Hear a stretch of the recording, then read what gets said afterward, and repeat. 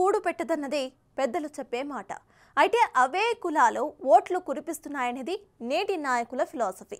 అందుకే ప్రతి ఎలక్షన్లో కూడా క్యాస్ట్ పాలిటిక్స్ చేస్తూ ఉంటారు. ప్రస్తుతం ఎన్నికల సీజన్ కావడంతో కుల సమావేశాలతో బిజీ అయిపోతున్నారు లీడర్లు. ఆ క్రమంలో టీడీపీ అధినేత చంద్రబాబు నాయుడు ప్రాతినిధ్యం వహిస్తున్న కుప్పం నియోజకవర్గంలో ఇప్పుడు కుల రాజకీయాలు జోరందుకున్నాయి. కుల పెద్దల విగ్రహ ప్రతిష్టలు దగ్గర నుంచి ఆయా వర్గాలకు విందులు చిందులతో కుప్పం సెగ్మెంట్ సందడిగా మారిపోతుంది.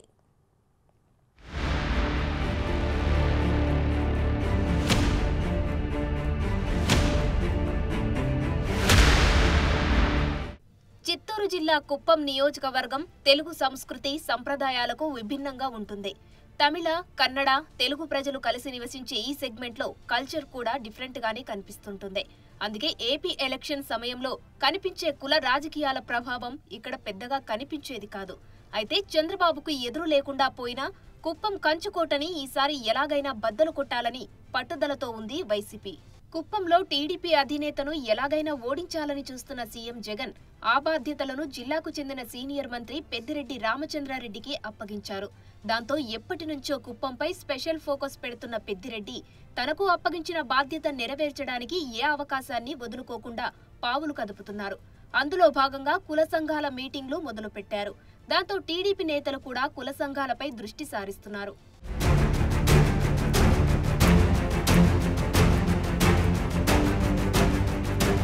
నియోజకవర్గంలో వన్యకుల క్షత్రియులు, తమిళమాల, కురబ, రెడ్డి, గాండ్ల, వడ్డెర సామాజిక వర్గాలు ఎక్కువగా ఉంటాయి. అయితే వారి మధ్య ఎలాంటి భేదాభిప్రాయాలు కనిపించేవి కాదు. గతంలో కాంగ్రెస్ తర్వాత టీడీపీ ఆవిర్భావం నాటి నుంచి ప్రజలతో దగ్గరగా ఉన్నవారే కుప్పంలో గెలుస్తూ వస్తున్నారు. టీడీపీ ఓటమి ఎరగని నియోజకవర్గం ఇది. 1983-85 ఎన్నికల్లో టీడీపీ అభ్యర్థిగా రంగస్వామి నాయుడు విజయం సాధిస్తే తర్వాత నుంచి అక్కడ చంద్రబాబు వరుస విజయాలు సాధిస్తున్నారు. ప్రస్తుతం కుప్పం నుంచి ఆయన 7వ ప్రాతినిధ్యం వహిస్తున్నారు. అందుకే చంద్రబాబుని ఓడించడానికి కుల రాజకీయం మొదలుపెట్టారు వైసీపీ నేతలు.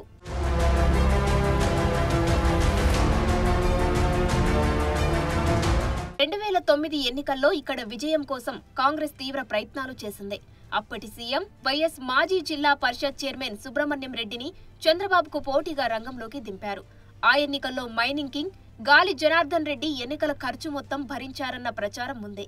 అయితే తర్వాత 2014 ఎన్నికల్లో సుబ్రహ్మణ్యం రెడ్డిని కాదని కడప జిల్లాకు చెందిన వన్యకుల క్షత్రియ సామాజిక వర్గానికి చెందిన మాజీ ఐఏఎస్ అధికారి చంద్రమౌళిని రంగంలోకి దింపింది వైసీపీ.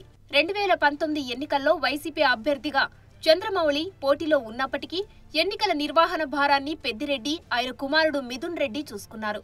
ముందుగా వన్యకుల క్షత్రియ సామాజిక వర్గానికి చెందిన యువకులతో బెంగళూరులో సమావేశాలు ఏర్పాటు చేసి ఓట్లు చీల్చే ప్రయత్నం చేశారు.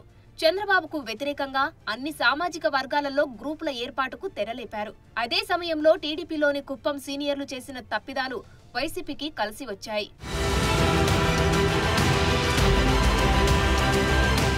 ముఖ్యమంత్రిగా చంద్రబాబు పెద్ద ఎత్తున నిధులు విడుదల చేసినప్పటికీ కమిషన్లకు కక్కుర్తి పడిన స్థానిక టీడీపీ నేతలు ఆయా పనులను పులివెందుల, కడప, పుంగనూరు, మదనపల్లికి చెందిన వైసీపీ సానుభూతి పరులకు కట్టబెట్టారన్న ఆరోపణలు ఉన్నాయి. ఆ క్రమంలో ఆయా ప్రాంతాలకు చెందిన వారు కుప్పంలో స్థిరపడి ఓటర్లయ్యారు.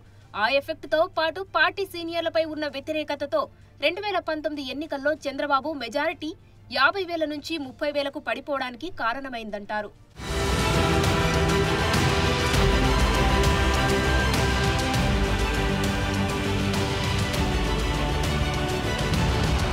ఇక టీడీపీ అధికారంలోకి వచ్చిన తర్వాత అప్పటి వరకు టీడీపీలో ఉన్న సెంథిల్, విద్యాసాగర్ వంటి వారిని తమ పార్టీలోకి చేర్చుకుని టీడీపీ శ్రేణులను వేధించడం మొదలుపెట్టిందన్న ఆరోపణలు గట్టిగానే వినిపిస్తున్నాయి. తర్వాత చంద్రబాబు నియోజకవర్గంలోకి వచ్చినప్పుడల్లా ఆయనను చికాకుపరచడం, ఆయన కాన్వాయ్పై దాడులకు ప్రయత్నించడం వంటి ఘటనలు చోటు చేసుకున్నాయి. దానికి తోడు పోలీసులు ప్రతిపక్ష నాయకుడిని నియోజకవర్గంలోకి రాకుండా అడ్డుకున్న ఉదాంతాలు ఉన్నాయి. అలాంటి సమయంలోనే మున్సిపల్ ఎన్నికలు, స్థానిక సంస్థల ఎన్నికల్లో వైకాపా విజయం సాధించింది. లోకల్ బాడీ ఎలక్షన్లో పట్టు చిక్కడంతో కుప్పం వైసీపీ నేతలు కుల రాజకీయాలకు తెరలేపారు. అప్పటి నుంచే కుప్పం రాజకీయాల్లో ప్రకంపనలు మొదలయ్యాయి. వైసీపీ ఎత్తుగడలకు కౌంటర్గా టీడీపీ ఎమ్మెల్సీ శ్రీకాంత్ సారథ్యంలో యూత్ టీంను ఏర్పాటు చేసింది టీడీపీ అధిష్టానం. కుప్పం శాంతినగర్లో ఉన్న అంబేద్కర్ విగ్రహం స్థానంలో రెడ్డి సామాజిక వర్గానికి చెందిన సైరా నరసింహారెడ్డి విగ్రహాన్ని పెట్టడానికి ప్రయత్నించారు వైసీపీ నేతలు. అది పెద్ద వివాదానికి కారణమైంది. అయితే రాజకీయ బలంతో సైరా నరసింహారెడ్డి విగ్రహం పెట్టేశారు. అదే సమయంలో టీడీపీ నేతలు పెద్ద ఎత్తున అంబేద్కర్ విగ్రహాలను తమిళమాలలకు పంపిణీ చేశారు. ఆ సమయంలో చంద్రబాబు కుప్పం వచ్చినప్పుడు కుప్పం పరిసరాలలో ఏకంగా 14 అంబేద్కర్ విగ్రహాలు ఆవిష్కరించారు.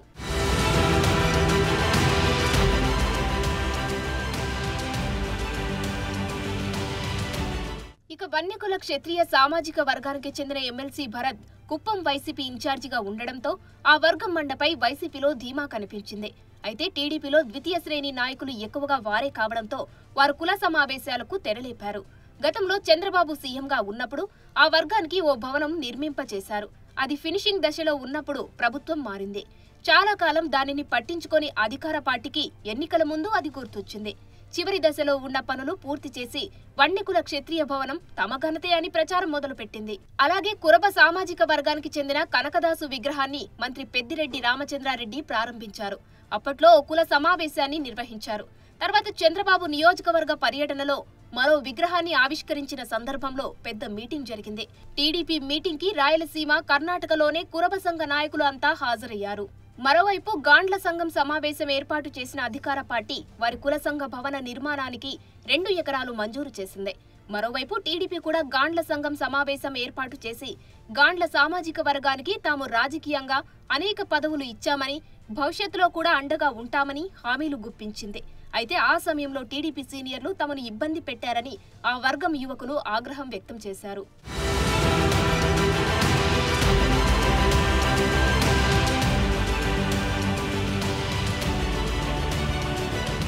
ఇలాంటి పరిస్థితులలో కుప్పంలో చంద్రబాబుకు 1,00,000 ఓట్ల మెజారిటీ పేరుతో టీడీపీ ప్రచారం నిర్వహిస్తోంది. చంద్రబాబును ఓడించడానికి పెద్దిరెడ్డి టీం అన్ని ప్రయత్నాలు చేస్తోంది. పార్టీల ప్రయత్నాలు అలా ఉంటే ఇప్పటి వరకు పక్కవాడి కులం గురించి ఆలోచించని తమ మధ్య కులాల గొడవలు తెస్తున్నారని స్థానికులు అంటున్నారు. రాష్ట్ర సరిహద్దుల్లో ఎక్కడో మారుమూలలో ఉండే కుప్పంలో చంద్రబాబు హయాంలో జరిగిన అభివృద్ధి టీడీపీకి ప్లస్ గా కనిపిస్తున్నా ఆ పార్టీలోని స్థానిక సీనియర్లపై ఉన్న వ్యతిరేకత కొన్ని వర్గాల్లో స్పష్టంగా కనిపిస్తోంది.